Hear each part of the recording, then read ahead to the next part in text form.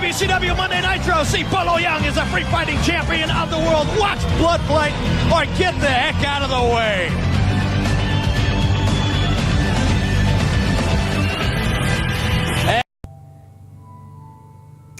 Hey guys, Noel and Santino here, and this will be episode 1 of our exciting movie review show, filling the void left by people like Siskel and Ebert and Roper, those two guys on PBS. No, this is going to be an exciting new movie review show, free of pretension, free of any corporate agendas, just two cool guys telling it like it is, and recommending quality films for you to watch. Today's video is actually going to be a take 2 on a movie review I did recently. My voice was very low because my co-host was sleeping upstairs and I didn't want to wake him up, because you do not want to wake him up. Oh, actually, you could. He's very adorable when he wakes up, because you're so cute. You're so cute. Anyway, today we are going to be reviewing my second favorite movie, maybe of all time, Yasuaki Kurata's BloodFight. Now, if you know me, you know my favorite movie is BloodSport, tied with A Christmas Story and It's a Wonderful Life. But I really love BloodSport. BloodSport, favorite movie. Anyway, now Bloodsport has several sequels. Bloodsport 2, 3, and 4, none of which star Jean-Claude Van Damme or the character he plays, Frank Dukes. Rather, Daniel Bernhardt plays a different character. Bloodsport 2 is actually quite good. Ray Jackson kind of takes the Vic role, Donald Gibb. If you've watched Bloodsport, the buddy characters in Bloodsport 2 is kind of like a mentor. And then Bloodsport 3 is alright. It's got the professor from Sliders as kind of a bad guy, if you get that 90s reference. And Bloodsport 4 is kind of a garbled mess. But what's playing in the background here is my favorite sequel to Bloodsport. In fact, I think this movie is not quite as good as Bloodsport, but it's close. It's kind of like when Vegeta was fighting Cell, and he goes to Cell, guess what? There's someone else like me. This is my son over here. He's not quite as strong as me, but if you put us next to each other, it would be hard to tell the difference.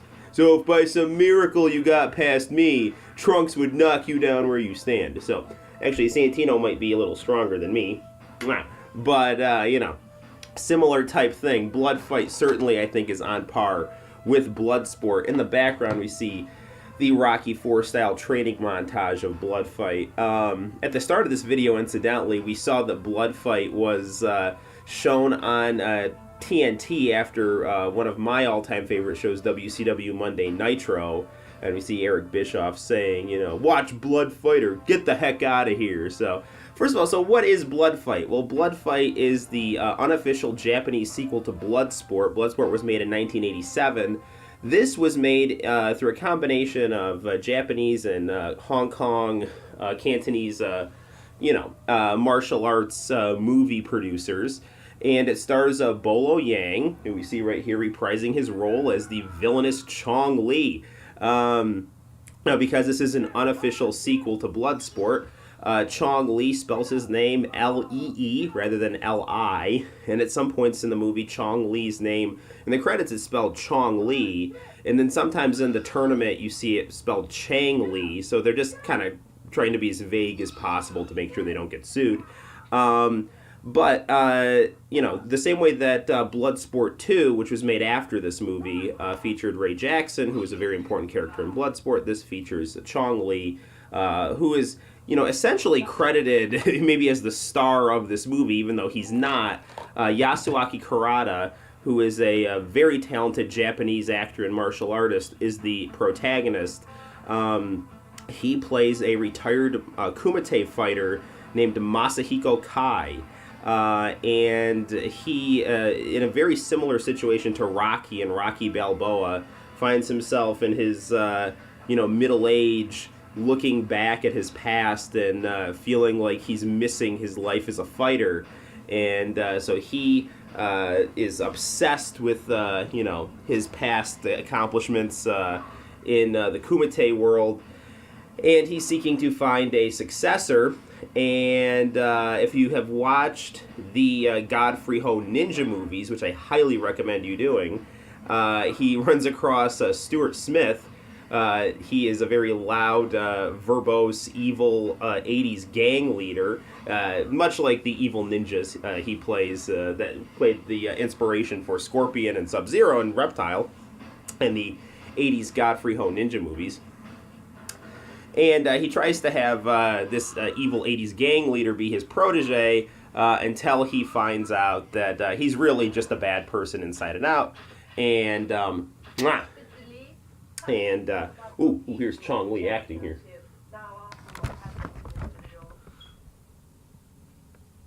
I am not that. I'm killing a man. I will send the cat to where That's right. Chong Li's not dumb for killing a man. He'll send a guy to where he is now. Anyway, I'm going to get into Chong Li's acting in just a second, because this movie actually does have much more character development for Chong Li than BloodSport did. Anyway, so Kai, Yasuaki Kurata's character, realizes that his evil 80s gang leader, Godfrey Ho Ninja protege, is just genuinely a bad person when he attacks Simon Yam, who plays Ryu Tenmei, and his girlfriend Millie. And Ryu proceeds to just be kind of seemingly an average guy, but a very talented, young, good-hearted martial artist. So this causes Kai to really kick Jonathan Christopher, Stuart Smith's character, to the curb because he's an evil person, and side with Ryu. Gets Ryu to join the Kumite because that's where the martial artist's potential is fulfilled.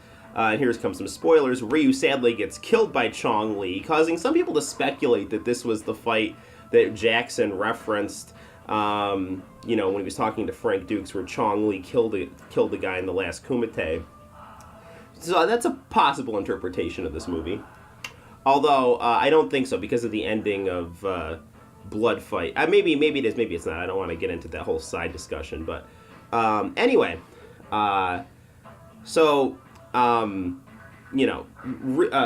here goes through a bout of deep depression and alcoholism, and he eventually is encouraged by Ryu's girlfriend and his old trainer to get himself out of the gutter and back into shape, because he was the closest thing Ryu had to a father. And we get this very cool Rocky IV style training montage, whereas Ivan Drago was training in the lap of privilege, so is Chong Li as the decadent Kumite celebrity. And Kai is out here training in the wilderness, the same way that Rocky was there training in Siberia. Yes, buddy, this is indeed the cover of BloodFight. Woo. See? Mm-hmm. Yeah. Okay. So, another interesting thing about BloodFight is the fact that this movie is acted in English by non-native English language actors, with the exception of Stuart Smith, who plays Jonathan Christopher, the very over-the-top, very cool 80s gang leader. And I gotta say, I can't say enough good things about Stuart Smith in this movie. If you like Godfrey Ho Ninja movies, it is him in Bloodsport, but without a ninja costume. He's excellent. But he's got this insanely colorful 80s gang that looks like they fell right out of an 80s anime. It's like one of the coolest things you'll ever see if you like this kind of stuff. Anyway, now there's a couple other English language actors. One is John Ladalski. He plays Kai's trainer, John O'Brien. He's one of the people who gets Kai to get back into shape. And Ken Boyle plays Hank Chow, who is kind of a businessman and who's friends with Kai. Now, let's talk a little bit more about this movie here. So I personally like the fact that this movie is kind of spoken in English. It really shows the exotic nature of you know, kind of U.S. cultures. It's always cool to see the U.S. Kind of viewed through another culture's imagination. And if you watch Japanese anime, you'll see, you know, English, you know, where English language is used kind of to be exotic or cosmopolitan or cool. So this is definitely an example of that in BloodFight. My esteemed colleague has gone off camera just for a second here. So, another reason why this was acted in English is because of, I think, the desire for international release, and the time of the U.S. being the leading cultural force in the world. If you do a movie in English, it's going to have better international distribution. People say this movie is derivative of BloodSport. I gave you the plot. I think it's fairly different, but there are definitely some similar references to BloodSport. Namely, the idea of Chong Li stealing the headband of the fallen friend. That is totally a trope used in this movie that I really like.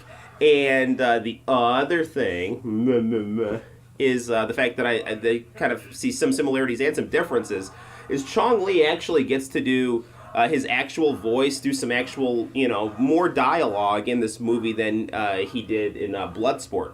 And Bolo Yang plays a great villain, if you know. Now, there's Masahiko Kai's ex-wife and her new businessman husband who have come to the Kumite to bet against him. Now, I do want to reference the music in this movie is excellent. It's not quite as good as Stan Bush and Bloodsport, but lots of good 80s synthesizer music. Very, very good. In fact, the closing credits to this movie, do you want to read? Do you want to read right after our movie review?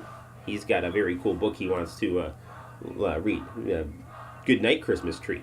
We'll read Goodnight Christmas Tree in just a second after we finish our review of Yasuaki Kurata's BloodFight. Anyway, yeah, there's Ryu's headband right there, and that's Ryu's girlfriend Millie. Another cool thing about this movie, you'll notice like Asian people with like quintessentially American names, which I think is kind of cool.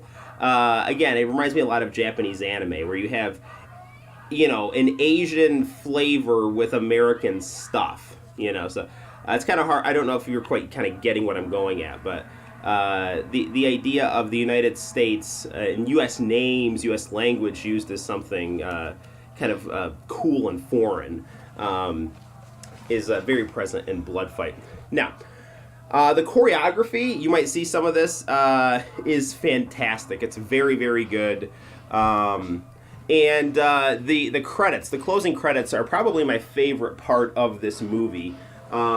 Mainly because there is a very cool 80s R&B English language song played in the background. It's excellent. In fact, I fall asleep to it every night.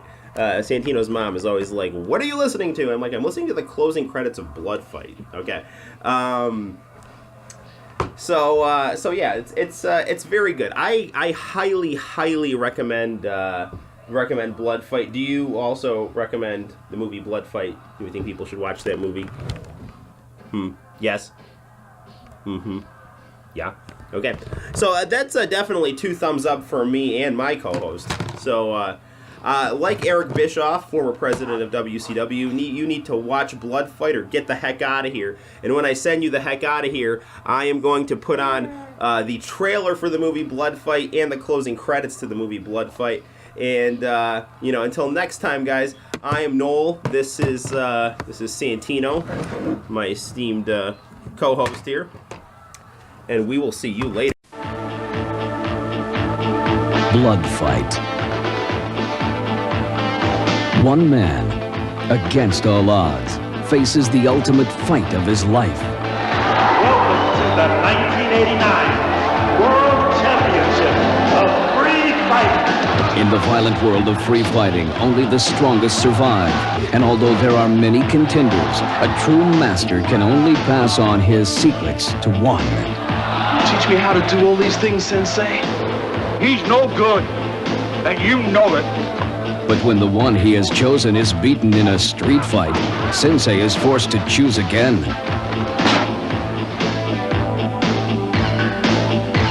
His new pupil begins training, and his chances to capture the title seem just within reach.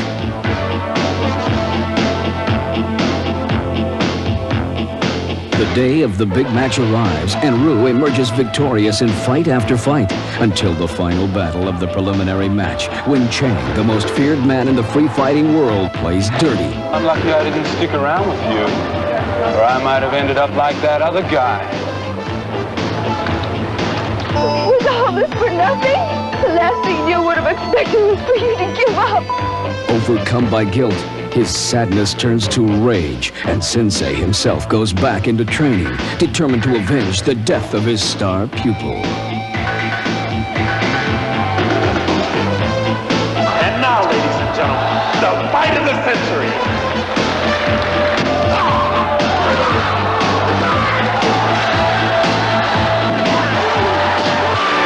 Blood fight, when victory is the ultimate revenge.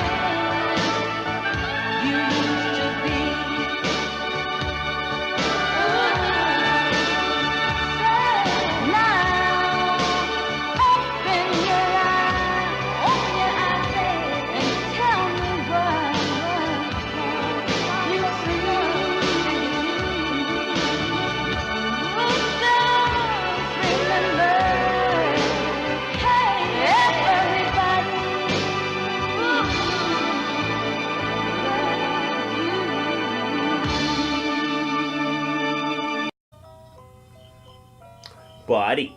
Check out the quality acting that's happening right here. This is the closing credits to the movie BloodFight. You'll see how Kai does not sink to Chong Li's level. He actually takes his student's headband back rather than kills him. Chong Li. This student's already dead, sadly. In fact, I think we need to actually put the volume louder for this, because it is just a fantastic piece of cinema right here. And look at the fine acting here. I mean, I'm a little funny, but here, take a look at Kai's wife's husband. Like, you know, he knows he's been beat. You know, she's there in her, you know, bourgeois clothes, and he's there like, yeah, I bet against your husband, but I know when I've been bested. Yeah, yeah, I know. Yeah, it's no good. Oh, and then look at Millie. She's all and the cool restaurant owner. He's happy that Kai won. And check out this powerful show of emotion here. Check this out. What? Hold on. That's right.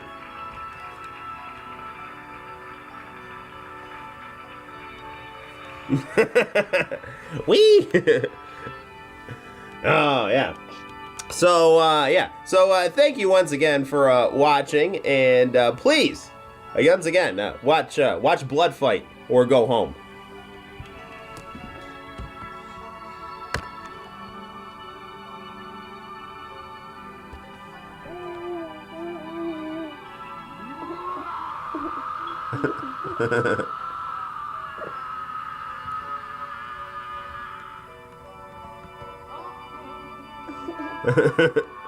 I know, buddy. It's like the best movie.